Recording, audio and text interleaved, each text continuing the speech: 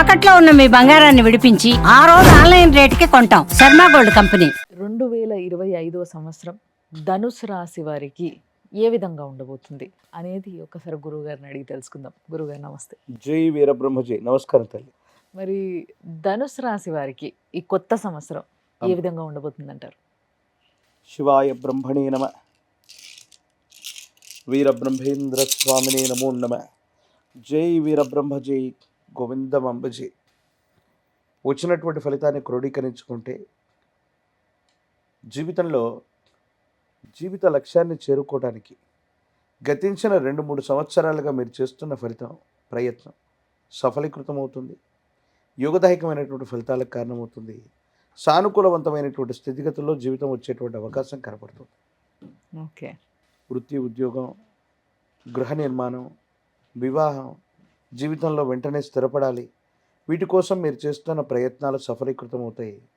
మీ ఆధ్వర్యంలో నడుస్తున్నటువంటి వ్యాపార సంస్థలు, మీకున్నటువంటి ఆర్థికపరమైనటువంటి వ్యవస్థలు మరింత బలంగా తయారు చేసుకోగలుగుతారు.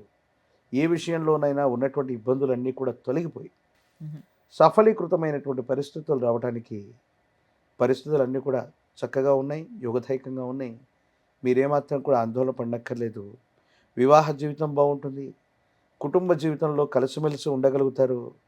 అందరి యొక్క సహాయ సహకారాల యొక్క తోడ్పాటు కూడా మీకు తప్పనిసరిగా ఉండబోతుంది అనడంలో ఎటువంటి సందేహం లేదు.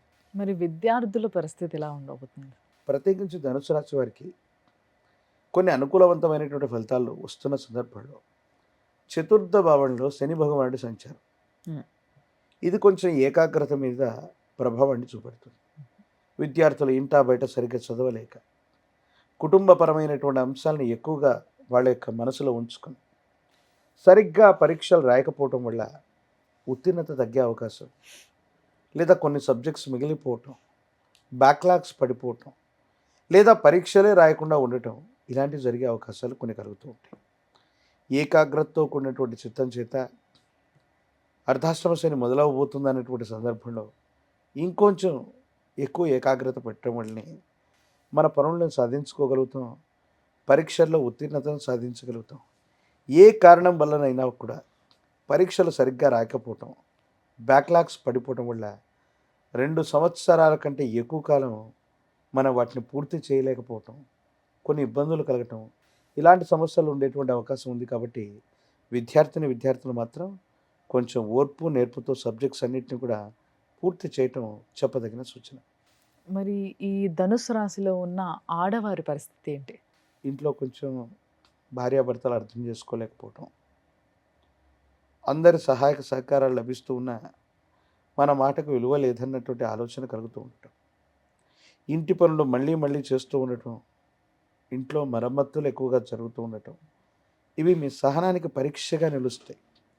కొన్ని సందర్భాల్లో ఎంతో ఓర్పు సహనంతో ఉన్నటువంటి మీరు ఆ ఓర్పును కోల్పోయి కోపం, ఆవేశం వాటి యొక్క స్థానంలో వచ్చి విచక్షణ కోల్పోయేటువంటి పరిస్థితులు కూడా గోచరిస్తూ ఉంటాయి. కాబట్టి మహిళలు, స్త్రీలు చాలా ఓర్పు సహనంతో ఉండండి. వివాహం కానటువంటి తల్లులు ఎవరైనా ఉన్నట్టయితే ప్రథమార్థంలోనే మంచి వివాహం, మంచి సంబంధం కుదిరే అవకాశం ఉంది. వివాహం తర్వాతే యోగదాయకమైన జీవితం తప్పకుండా మీ జాతకంలో మొదలవబోతుంది.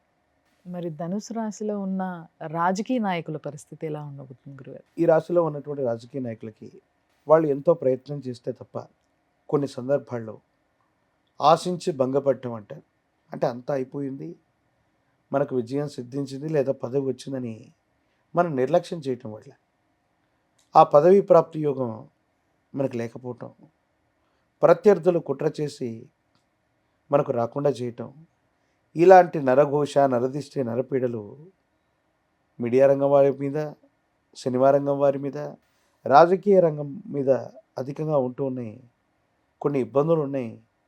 మీరు గట్టిగా ప్రయత్నం చేస్తే తప్ప ఈ విషయాల్లో కొన్ని చిన్న చిన్న అవాంతరాలను దాటలేము. నరఘోష, నరదిష్టి, నరపీడలు చాలా తీవ్రమైనటువంటి తరంలో ఉన్నాయి. కాబట్టి ఈ విధమైనటువంటి పరిస్థితులు ఉన్నట్టుగా మనం భావన చేయొచ్చు. మరి మీరు ఇందాక నరదిష్టి కోసం కొన్ని చెప్పినప్పటికీ వీళ్ళకి ముఖ్యంగా ధనుసు రాశి వారికి పిల్లల్లో కూడా ఫెయిల్ Yes. అయ్యే అవకాశం ఉంది, బ్యాక్లాగ్స్ ఇవన్నీ Yes. అన్నారు. దీనికోసం నిజంగా ఈ రోజులలో పిల్లలకి కొంచెం ఒక స్ట్రెంగ్త్ కావాలి, ఎస్ మళ్ళీ మంచి రోజులు వస్తాయన్న ఒక నమ్మకం కావాలి. ఎస్ దానికోసమని ఎలాంటి పరిహారం చేసుకుంటే బాగుంటుంది? కాలాన్ని అదుపులో పెట్టుకోగలిగిన మహనీయుడు కాలభైరవుడు. కాలభైరవ ఉపాసన ఎంత చేస్తే కాలం మనకు అంత అనుకూలంగా మారుతుందండి. ప్రత్యేకించి శనికి ఈశ్వరతత్వాన్ని ఇవ్వగలిగిన వాడు కూడా కాలభైరవుడే. అష్టమి అమావాస్య లాంటి తిథుల్లో కూష్మాండ దీపాలు వెలిగించడం, గుమ్మడికాయ మీద ఉమ్, నువ్వుల నూనెను పోసి ఒత్తిని వేసి కూష్మాండ దీపాన్ని గనక కాలభైరవుడికి అందజేసిన, అష్టమి అమావాస్య లాంటి తిథుల రోజు కాలభైరవ స్వామి వారిని ఆరాధన చేస్తున్న, ఆలయ ప్రాంగణానికి వెళ్ళి నువ్వుల నూనెను దానంగా ఇచ్చి వచ్చిన మీ జీవితంలో జరుగుతున్న ఇబ్బందుల నుంచి బయటపడతారు. విద్యార్థులకి ఏకాగ్రత పెరుగుతుంది, మంచి ఉత్తీర్ణత లభిస్తుంది, పై చదువులకి వెళ్ళగలుగుతారు. అర్ధాష్టమ శ్రేణిలో కూడా అద్భుతమైన ఫలితం తప్పకుండా వచ్చే అవకాశం ఏర్పడుతుంది. ఓ అద్భుతం. కాబట్టి కాలభైరవ స్వామి మీ అందరికీ తెలుసు, చాలా స్ట్రెంగ్త్ ఉన్న వ్యక్తి, చాలా స్ట్రాంగ్. కాబట్టి బాగా మొక్కండి పిల్లలు, భయపడద్దు. అండ్ ఇంకొకటి ఏంటంటే పిచ్చి పిచ్చి ఆలోచనలు పెట్టుకోవద్దు, ఫెయిల్ అయిపోతే నాకు జీవితం ఎందుకు ఇంకా, Yes. ఇలాంటివి ప్లీజ్ దయచేసి మేము వార్తల్లో చదవదలుచుకోలేదు, మీకు మాకు అలాంటి వార్తలు మీరు ఇవ్వద్దు, దయచేసి అర్థం చేసుకోండి. ఒక రోజు బాగుండకపోతే ఒక రోజు ధైర్యంతో బాగుంటుంది. సాహసంతో కాలాన్ని మనం ఎదుర్కోవాలి, వీటన్నిటిని మనం పూర్తి చేయాలి. కాలం ఇచ్చిన సమాధానం కంటే మన యొక్క పట్టుదల ఎక్కువైతే, అంటే జాతకం అనేది మీరు ఏమి చేయకపోతే ఇలా జరుగుతుంది, బట్ మీరు ఏదైనా చేస్తే ఇంతకు మించిన ఫలితాన్ని మీరు పొందుతారు. చాలా చక్కగా చెప్పారు గురుగారు, ధన్యవాదాలు. జై వీరబ్రహ్మ జై గోవింద పంప